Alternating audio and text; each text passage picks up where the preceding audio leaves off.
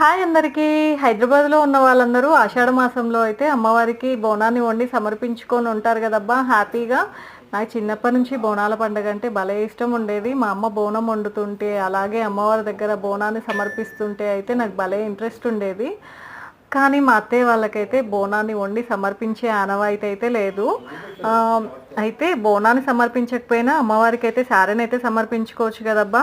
అయితే ఈ ఆషాఢ మాసంలో అయితే నా శక్తి కొలది అమ్మవారికి ఇలా చీర, పసుపు, కుంకుమ, గాజులు, కాటుక, మెహందీ, పువ్వులు, పండ్లు, అలాగే బోనం వండడానికి కావాల్సిన వస్తువులుంటాయి కదా! బియ్యం, పప్పులు, బెల్లం, అలాగే స్వీట్, ఇవన్నీ అయితే ఇలా అరేంజ్ చేసి పెట్టుకున్నాననమాట అమ్మవారి కి సమర్పించుదామని. అయితే ఈసారైతే నేను అమ్మవారికి బియ్యం పోస్తా అని మొక్కుకున్నాను. నాకు ఒక కోరిక తీరిందనమాట.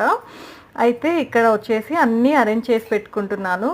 అమ్మవారికి ఒడి నింపుదామనేసి. ఈ ఆషాఢ మాసంలో అమ్మవారికి ఒడి నింపితే చాలా మంచిదని విన్నాను. ఇలా అయితే అన్నీ అరేంజ్ చేసి పెట్టుకున్నాను. అలాగే అమ్మవారికి బెల్లం శాఖ పోస్తారు కదా! అది కూడా ఇలా అయితే రెడీ చేసి పెట్టుకున్నాను. వేపమండలేస్తున్నాను. అలాగే కొబ్బరికాయను కూడా మంచిగా